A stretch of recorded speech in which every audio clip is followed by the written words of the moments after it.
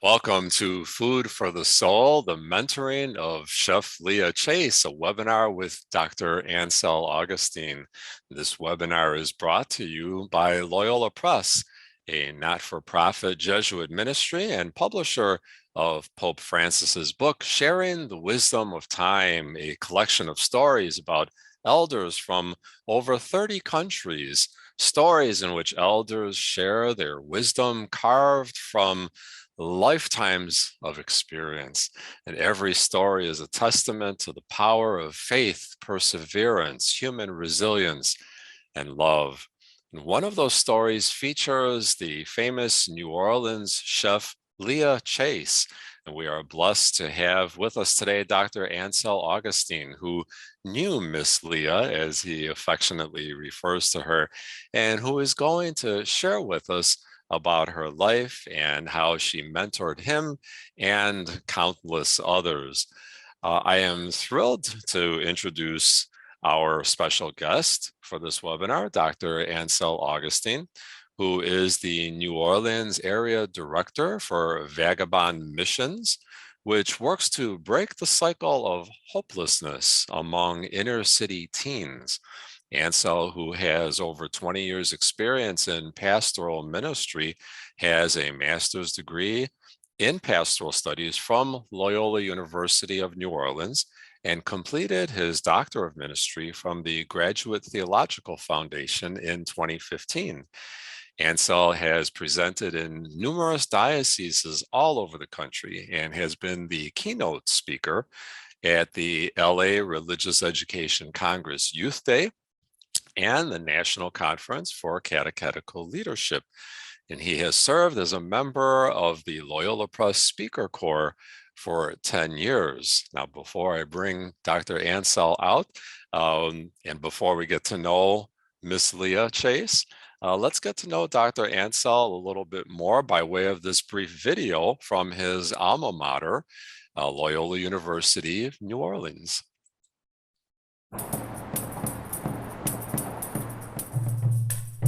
Growing up here in the 6th Ward, my aunt did the best she could with what she had. Thank God we had the church family and just the people around the neighborhood that looked out for me. It was almost the village raises a child type of mentality. 6th Ward Treme has a very, very distinct history. It's the oldest black neighborhood in the country. It was through slavery and the sacrifice of those that came before me for this area to be. I wouldn't be here if it wasn't for them. I wouldn't be me if it wasn't for the neighborhood. Loyola was such a blessing in my life. And it wasn't just the classroom experience, but the on-campus experience and the off-campus experience that Loyola opened me up to. Different Jesuit values. Hey, stop, hey, step. It was at Loyola service became a central part of my life. And it was at Loyola that I was challenged to come back to my neighborhood and see what I could do here. And that's when I started coming back here to church at St. Peter Claver, started working with the youth ministry.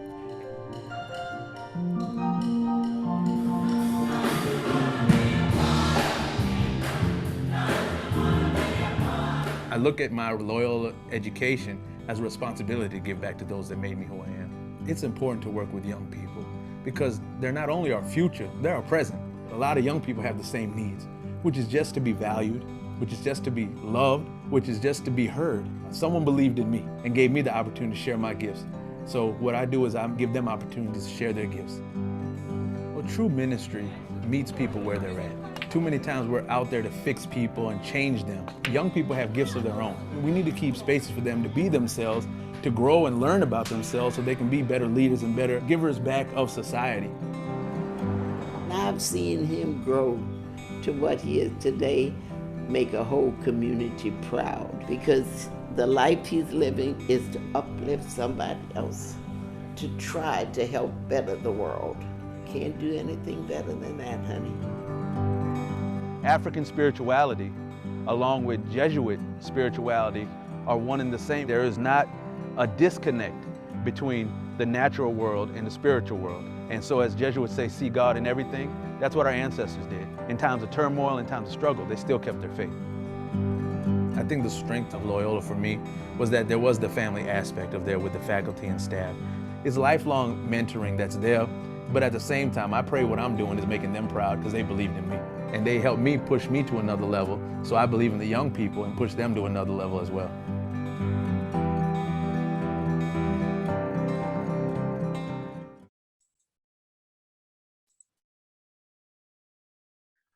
Organization. When you look at this, and you look at her history, this neighborhood where Homer Plessy, Black Catholic, civil rights icon, came about, where jazz came from. Congo Square is located where people of color, free and enslaved, would gather on Sundays. And all this culture came about from this space, and Miss Leah moved back to New Orleans. She was born in New Orleans, but she moved back for high school because where she was in Madisonville, Louisiana, there were no high schools for African Americans to go to. So when she came back and she met Dookie, who she married, and that's Dookie Chase, they took over the family's po' boy sandwich shop, which became an eatery, but they turned it into the present fine dining establishment that it is now. It was one of the only public places in New Orleans where mixed race groups could meet and discuss strategy for the local civil rights movement. Although these gatherings were illegal, the space was so popular that nobody dared interrupt these meetings. So when you look at Miss Leah Chase, also nicknamed the Queen of Creole Cuisine, you see that she's fed people like Jay-Z, Beyonce, Quincy Jones, Jesse Jackson, Duke Ellington, Thurgood Marshall, James Baldwin, Ray Charles, President George Bush, President Barack Obama, and countless others. Oh my goodness. Yeah, and when those are just some of the names, but also I think what we need to remember most about Miss Leah is not only did she feed in the sense of food for bodily nourishment, she also gave moments and words of wisdom, just as the book says, sharing the wisdom of time. She shared her wisdom and her love, which is the ultimate source of hope for people. And you never left that restaurant full just from food. You left full of love, and you've been to a space where you were welcomed and fed in your soul. That's amazing, Ansel, the number of people that you mentioned. I'm sure the list is longer than that of the famous people that she has fed. But just also, you think of the countless thousands and thousands of people who live in the area or who have visited the area, who have passed through that restaurant, and all the lives that she has touched. What an amazing story. And we're just so thrilled that you're able to share with us on a personal level how she touched your life. And so we're wondering if you could spend a few minutes sharing with us about the influence she had on you, the inspiration, how she mentored you. I think that's you in that picture. There's a young fellow with lots of dark hair there. Yeah, man, that's picture, and I'll explain that picture, but that was pre-Katrina. And then you see the post-Katrina Katrina took the hair. When we were evacuating Houston, there was more hair on the brush than on my head, so I had to let it go. That's just the reality of stress. But I want to tell a story real quick. So the National Catholic Youth Ministers Conference, the adult conference for youth ministers, we hosted in New Orleans in 2010 at the Convention Center. And being part of the planning team and those that were putting the whole conference together, 2009 and 2010, they would come visit New Orleans. So one of the times, my supervisor at the time in the youth ministry office says, Ansel, can we take the team to Dookie's so they could eat? And I said, yeah. So, we went to Dookie's, had lunch. And, I went in the back and I asked Miss Leah, you want to meet my friends that are here and blah, blah, blah. And I told her what was going on. And of course, as she would always do, she was gracious with her time. And she came out and she tells the story about, and mind you, these are all professional people from around the country, here trying to visit. She tells the story about how when she knew me and I would be this young kid coming in basketball shorts and a tank top from playing down the street, and she would not let me come to the restaurant dressed like that, and I knew better and fussing at me. I was like, wow. But that was the love that she had, the wisdom of the elders. As we talk about a village raising a child, she was part of that village, and especially as I grew into ministry, this picture on the left, the one with hair, the picture with hair on my head, the black hair too on my chin, Lord have mercy. that was a scene from our Rites of Passage program. Mm. So one of the things we did here at St. Peter Claver, here at my church, we had these Rites of Passage program. We had the young ladies, middle school, high school, mentored by some of the older women of the parish. When I came in, I was charged with creating the one for the young men of our parish. So we had these gatherings with the young men and the older men of the parish that were mentoring them. But one of the things we would do is we would ask them to take their moms or a mother figure out on a date to talk about how to interact and treat women and the importance of respecting women. And Ms. Leah and I would open up a restaurant for that. And so this picture on the left was the first one, mother-son date night there at Dookie Chase restaurant. Oh, and of course, she came out and she would talk to the young men and the moms about the importance of respect, the importance of carrying them a certain way and respecting other people. And that's all it was doing that important type of stuff. And then that's why she would mentor me to do the same in the community, no matter where I was at, whether I was at the parish or post-Katrina when I started working at the Archdiocese and doing all the national stuff. One of the things I would always remember from her in the inspiration, and even sometimes I would go back to get the recharge, the soul food recharge sitting at her feet of the elderhood, reminding me to always love people, but do not let people water me down, to be my authentic self. Because when I do that, I encourage others to do that as well. And that's who God made me in the image and likeness of himself to be in this world. And she would do that, and it would mentor me to do the same, and I would mentor others to do the same. That's powerful, and it's one of the reasons that we love you so much, Ansel, especially all of us here at Loyola Press, is that you just give us who you are, and the beauty of your soul shines through, and it's just such a wonderful gift that you offer to people. You don't have to pretend to be anyone other than who you are, and that wonderful gift that God made you and presented you to the world. So we're very thankful for that. Tell us about the picture on the right. This is a special picture as well. Yeah, and you see it hanging behind me. This was the last picture that I took with Miss Leah before she passed. And in this picture, you know, I was asked by a friend of mine who runs the tech retreat organization, Teens Encounter Christ. They had their fundraiser raffle, and the raffle part was a signed cookbook by Miss Leah, along with this oar. This is not a boating oar. This is what they used to make big pots of jambalaya and red beans. Oh my goodness. Yeah, and so that was to be autographed by her, but nobody went to actually get the autograph. So the people that had purchased this online were waiting for this item, but nobody went to get an autograph. So I did this favor, and it just gave me one last time to be with my one of my mother figures and spend that time. So we just took this picture as proof to go with the signature that it wasn't Ansel signing for Miss Leah, that she signed it herself. So it was just one of those things I sent to them.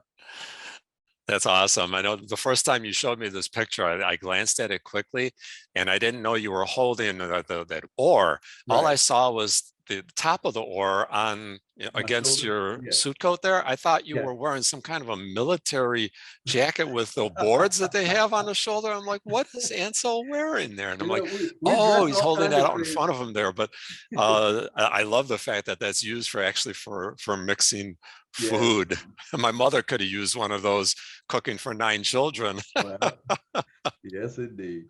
Oh my goodness. I want to remind everyone to please do use the chat feature, since we're using the webinar format today. That means that your cameras and microphones are inaccessible. So if you want to interact with Ansel, we're going to save time at the end. We're going to go back and look at the chat.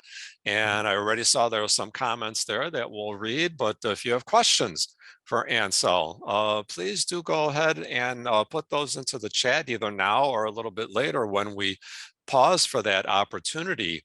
So Ansel, you hinted in the video that we saw earlier, and you talked about, you know, how Miss Leah was always encouraging you to pay it forward, to minister to the young people. This is a huge part of not just your ministry, but your life. Yeah. If anyone were to visit you on social media, they would find literally hundreds of pictures like the three that I chose to put up. You with young people. Um, and this is how you spend a great deal of your time. Tell us how Miss Leah instilled this in you and why you personally dedicate so much of your time and love to younger people. Well, and I think I said this in the video, Joe, it's because people looked out for me, whether it was our pastor here at Peter Claver when I was here, Father Michael Jacques, or the nuns, Sister Holy Family, Sister Eva Regina in particular, that took an interest in me and pushed me towards ministry. And for those of y'all that are catechists, those of y'all that are youth ministers, those of y'all that are teachers or work with young people or youth workers in any kind of way, we know, and you can say amen or ouch, 90% of our problems working with young people are the adults, not necessarily the young people, the adults around them. And so Miss Leah was one of those few adults that would affirm the work that I'm doing, because usually, when you talk to people, they're like, oh, young people, why did they do this? Why did, the complaints, Right. But Miss Leah was affirming in so many ways that I was doing the right thing, even though many times I would just come through dejected.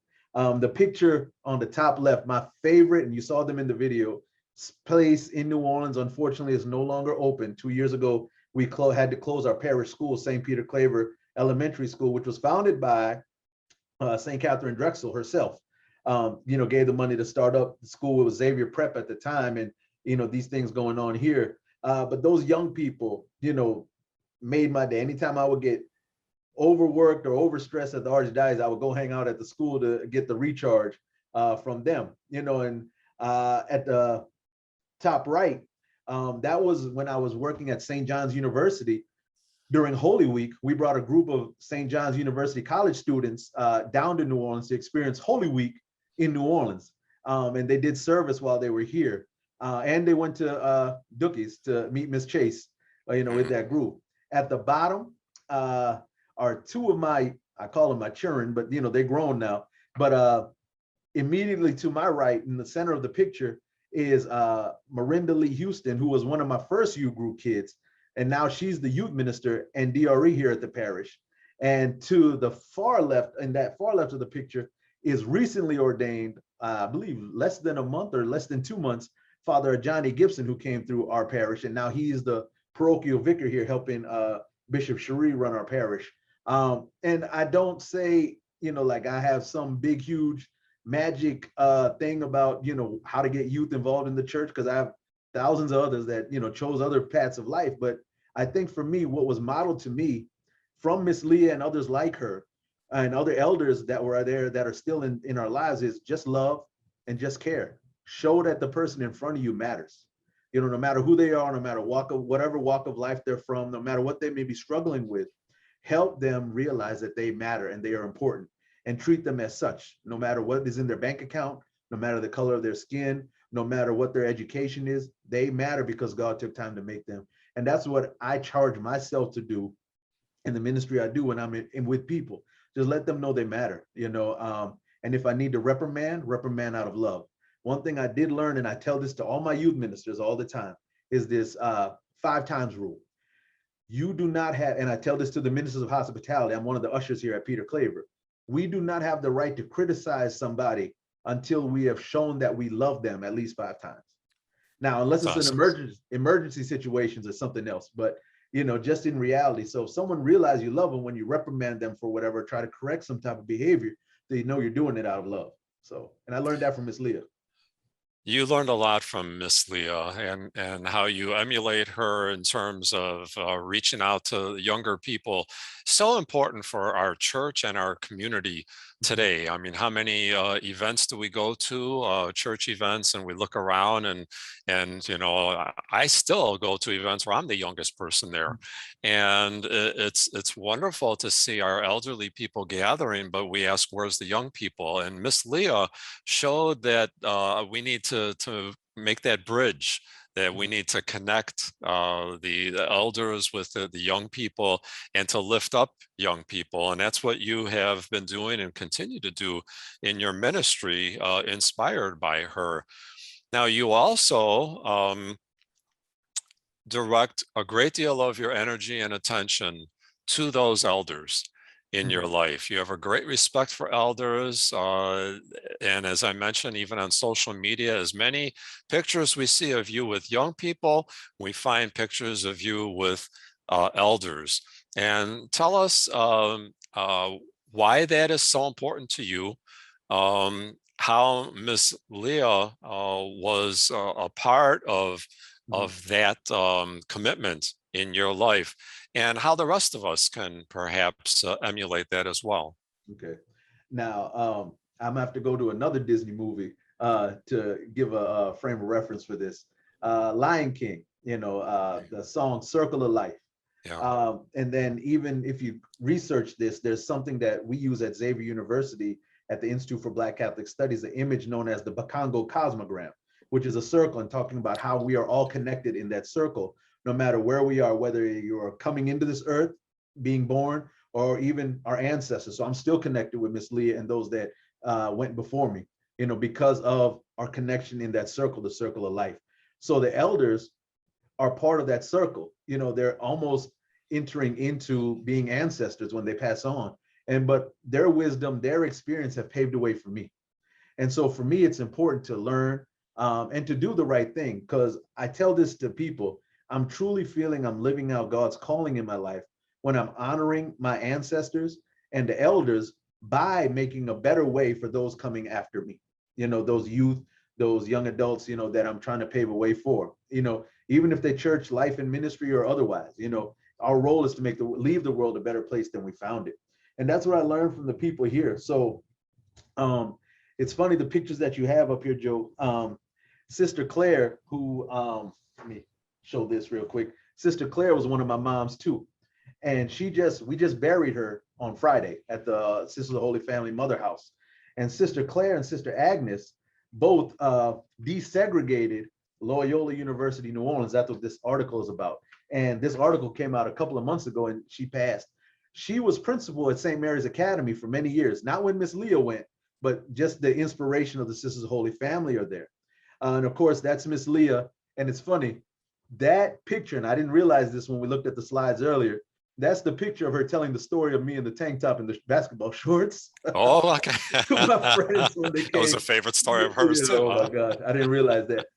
To the right of that, for those of my musical friends, that's Cyril Neville, who's we're part of the Wild Chapatulas Indian tribe, but the Neville brothers, that's Cyril Neville. And underneath it, I don't know if he's ready to be called the elder, but that's Mr. Ralph McLeod, who runs the Catholic Campaign for Human Development for the USCCB.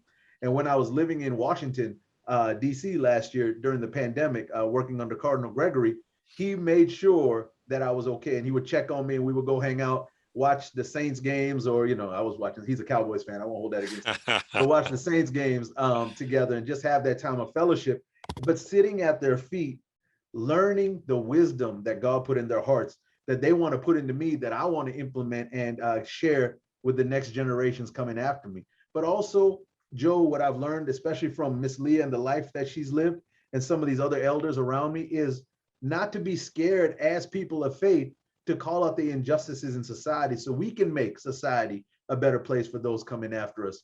Those isms that divide us, racism, classism, sexism, and any other isms out there. What are we doing to not be Christ in the pews, but to be Christ in the world that needs it? And I think that's the life that I've seen those elders in my life, but specifically Miss Leah live, and inspire me to do so as well, the best I can. And the courage that people have to do that. I mean, you talked about Sister Claire, and I mean, in the picture, she looks like just such a gentle lady, and yet you said that she was a pioneer in desegregating the university program. I mean, that's just what an amazing accomplishment. And if I can add something about Sister Claire, she always told me, God rest her soul, these past few years, how shocked she was that God would call me to ministry, because like I said, she was principal of St. Mary's Academy, all girls school, and she would kick me and my friends out of the dances. And so young back in the day. So, but I mean, it was just that wisdom and all, but also not only was the jokes there, but the support, and the nurturing was there as well. It is, I'm sure you've seen this now too, Ansel, that sometimes those that you least expect are the ones who respond to that call from God. I remember as a catechist 1 year teaching eighth graders, and I had a student who was, I just thought he was like one of the worst students I ever had. He was so immature and misbehaving and so on. Well, 2 years later, who came back as my aide, my Mm. catechist aide, he walked in the door and he said, I know you're probably not thrilled to see me, but it was, he did a great job in those couple of years. The voice of God spoke within him and helped him to grow up and turn around. That's what Sister Claire saw in you. She saw that potential. And yeah, I just love that story too about the dances kicking you out. Oh, Ansel, the stories you could tell, huh?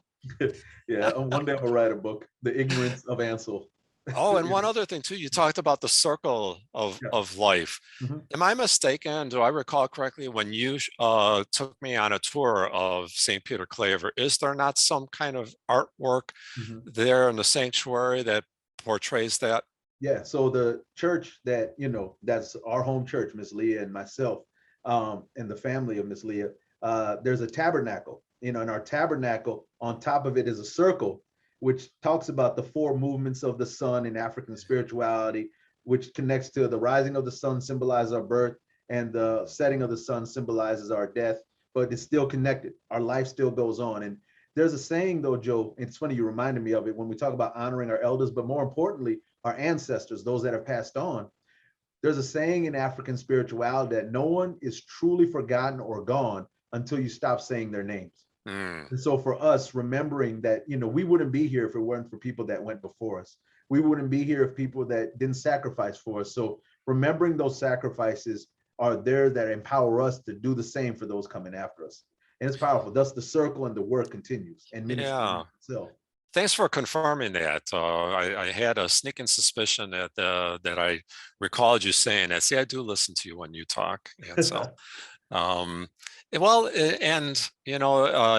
we continue on, one of the things that one of the reasons that we asked Ansel to do this webinar is because Miss Leah is one of the elders featured in a book that Pope Francis himself was intimately involved with. He responds to people throughout the book. He wrote the introduction to it and so on. So we say it's by Pope Francis and friends. Mhm. And certainly Miss Leah is featured in the book. And so I asked you to take a look at that, and you showed me the page where you actually highlighted Yeah. something from her. So talk a little bit about what jumps out from this page that captures Miss Leah.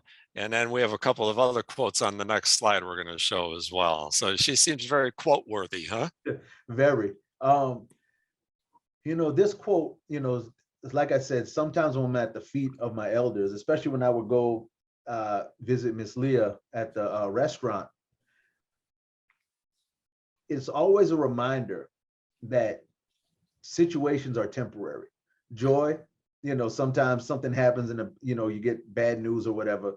The bad situations are temporary, but ultimately remembering God is in control and he will never give you more than you can bear. That's on my voicemail. That comes from some of this mentoring that I've gotten from some of the people in my life. But this quote stood out to me in the book. And it says, "You don't buckle because that's what life's about, darling. Somebody's always trying to break you. You can try to do that to me, but I'm going to come back swinging all the time." Meaning don't fight. Don't quit fighting. Don't quit. Do not give up no matter what it is you're facing.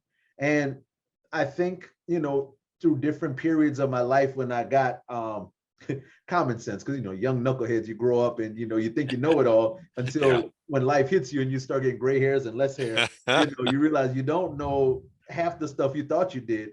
But the one thing that I will remember is, even no matter what, is never to quit. Miss Leah was a woman of deep faith. In the picture of us, if you go into the kitchen when she was around, she had all kind of she collected crosses, Mm. crucifixes, crosses, she was a woman of deep faith. And that faith is what motivated her to say the things she said, to challenge the things she did, to love the way she loved, to do the certain things she does.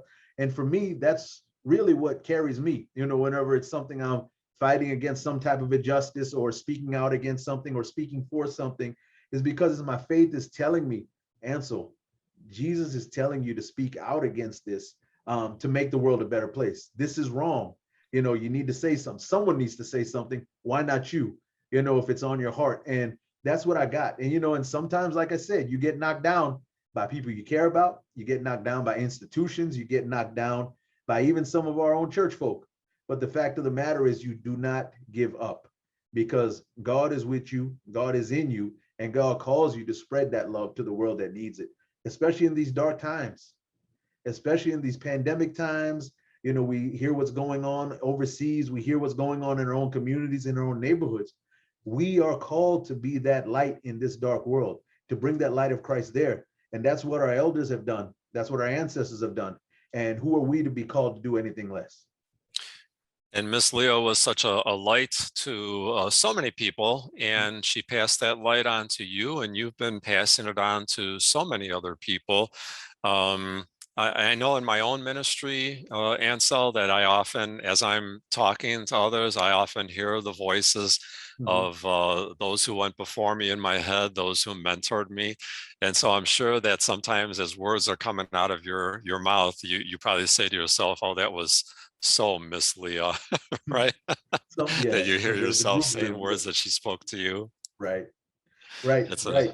Especially yeah, if we go to the next slide.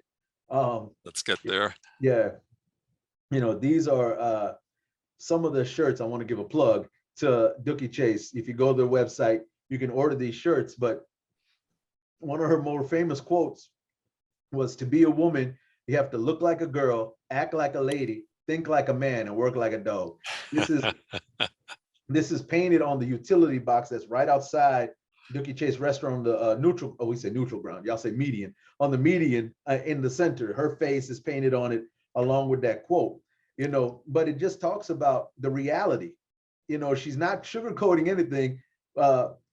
Queen Leah, Princess Tiana, whatever you want to call her, this is her in her royal airness, sharing the wisdom of the reality of the times of what needs to happen. But one of my favorite quotes, you know, and when the shirt gets back in stock, I'm gonna get it. Pray, work hard, do for others. You know, and I don't think I'm some kind of saint, you know, even though I'm named after, you know, Augustine, that's my cousin, you know, but the model of life is, I pray, I do work hard, but mostly I get joy out of helping other people chase their dreams, especially our young people, figure out life, you know, and guide them, because that's what people did for me, including Miss Leah. And how much different would our world, even our own church, be? How much more stronger would it be and effective in this world if people lived out that faith, that life, pray, work hard, do for others, or even to understand the realities of our environments, as Miss Leah did when she talked about to being a woman, but also knowing that that doesn't define her. She has the ability to do what needs to be done in a world that may limit her, and for us to be called to be our authentic self. So when I read both of these quotes, the one, especially the second one, it reminds me of what I'm called to do, which is to be my authentic self in a world that needs it, you know, so other people can do it for the world that needs it as well. So yeah, she was a woman, and there's so many more quotes you could pull from her, but she was a blessing, as well as all our elders are, because they connect us to the wisdom of the world that Christ put in them and God has put in them in their journeys that they pass on. Now, I got to say this, and I might get in trouble, you know, but I mean, it wouldn't be the first time I got in trouble. I was always told by certain elders, Miss Leah didn't share this with me, but there's a difference between an elder and an old fool. Elder learns the lessons that life teaches them and passes it on. An old fool either does not learn the lessons and continues doing the same thing, or they don't share the wisdom. So for us, we have to remember honoring our elders is important, and having the time to sit back and create opportunities. Because yes, in today's society, people are caught up in the phones and technology and social media, especially the younger generations. That's how they're wired. That's how they're raised, unfortunately. That's the reality, as we're talking about reality on the quote on the left. So how do we as church bridge the gap between creating community between our elders and our young people? Because that's where the power is, when you see them interact. And one of the things we used to do here before the storm, we used to have a senior citizen center down the street. We would take the youth group and they would have a game night with the elders. And boy, neither group didn't really want it to happen. But when it happened, it was probably the funnest thing that they experienced in a long time. The young people didn't want to leave the older folks. The older folks didn't want the younger people to leave. It was a blessing. But when you bridge those connections some way, somehow, the energy that's taking place, it's unfathomable and unimaginable. And really, you can't match it. Absolutely. And, you know, the joy that young people can bring to the elders, the wisdom and gentleness that the elders can bring to the young people is so much needed. And, you know, and your joy is infectious and contagious, Ansel. That's one of the wonderful things about you, that whenever you enter a room and by the time you leave, the joy, the temperature of the joy has gone up, and that's a real blessing. And that's it's one of the fruits of the Spirit. Yeah. And so important for us to share. And I have to also tell you too that when I shared these images with some colleagues as they were reviewing the PowerPoint, and one of my colleagues saw that first T-shirt and said, "Oh my goodness, I have to get that T-shirt." So I have a feeling there's going to be some connections from Loyola Press down to Dookie Chase Restaurant of some purchases being made. Amen. And look, let me tell a little caveat. When we talk about joy of young people, I think the elders that were in the senior citizen center was more mischievous that night than the young people. Were they really? The young people were on their best behavior, because I had that long talk before we went over there, and then the elder just blew it out the water. But it was fun. That is beautiful. And you know, everything that you just said about bringing the elders and the young people together, that's what Pope Francis had in mind when he collaborated and inspired and wrote the book, Sharing the Wisdom of Time. And so we're just so grateful that you were able to unpack that through the life of one of the people featured in the book, the great Leah Chase. And so I've been inviting people since the beginning to put some thoughts and insights and questions into the chat. And we have some time now for us to talk to Ansel, to ask him any questions that you may have. Let me get back to the right screen there. All right. And please go ahead and do that now. If you have any questions for Ansel, go ahead and put them in the chat. I'm going to back up a little bit and look for, there was a comment here from Miriam Flores, said that my grandmother was Leah's first cousin. I'm so excited to be a part of this webinar. I'm a member of her extended family. Isn't that great, Ansel? The people here today, part of her extended family. And I just want to say once again, Miriam, if you did not hear my thank you at the beginning, is to thank you and the rest of the family for sharing Miss Leah with so many of us. She is such a blessing. So thank you. And Sean says the gift of time and abiding really changes lives. And, you know, I think everything that you've shared, Ansel, is about how how Leah has changed so many lives, including your own. And I can attest to the fact that that's what you are doing as well, continuing on in that tradition, changing lives and bringing people to our Lord Jesus Christ and the joy that comes from that relationship. So Martina says the second shirt is a great quote. Where do you say we can get those? So you need to visit the Dookie Chase website, correct? Yeah, I'm putting it in the chat box right now. Okay, wonderful. And Avilia says, thank you for sharing some wonderful insights. I'm sure she speaks for many people who are participating in our webinar today. Can't thank you enough. And there I see Ansel put in the link to Dookie Chase Restaurant. So if you want to go look for that swag, that's where you're going to find it. And where you're going to find The book is at Loyola Press. And before we go any Oh, further, I have to wish Ansel a happy birthday. It's not oh, today, but it's coming up in a few days. We don't oh want to give the man. date away in public here, but Ansel has a birthday coming up. Happy birthday, my friend. Thank you, man. I appreciate that. Yeah, pray that the storm doesn't come this way so we can celebrate. But yeah, thank you.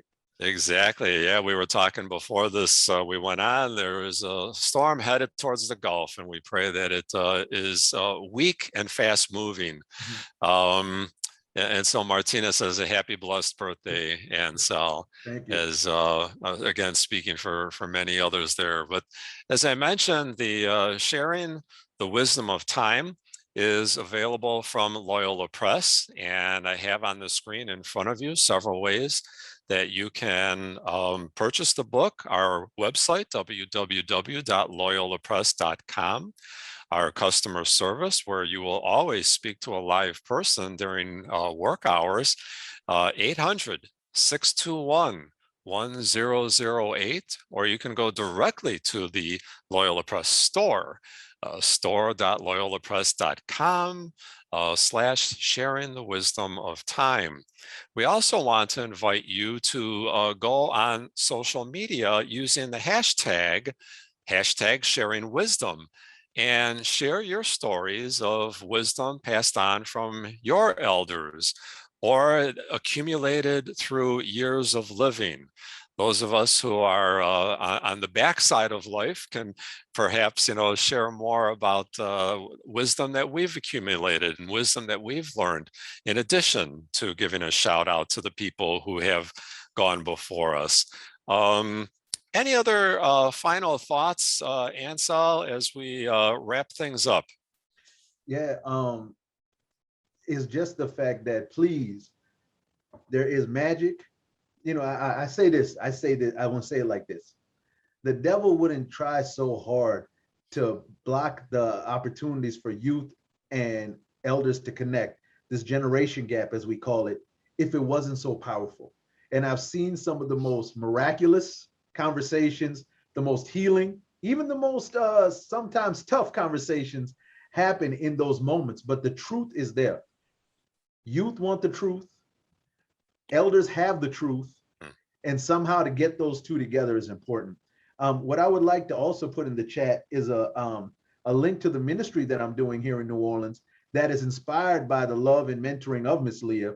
So if Sure. you would like to learn more about Vagabond Missions or even support, you can go to that link. But more importantly, what it is, as we talk about Miss Leah and Pope Francis, I want to leave with this. What are we doing for those that are most in need in our communities? As Pope Francis calls people on the peripheries. Not only are we called to bring Christ there, but we're called to encounter the Christ that's already there. So be blessed. Thank you for this opportunity, Joe, to have me to talk about one of my mentors and favorite people in the world that I know is looking down over me now as an ancestor. And I pray for all of you and those that are in your circle of elders and ancestors as well. Please share the wisdom. Please share the wisdom. Thank you.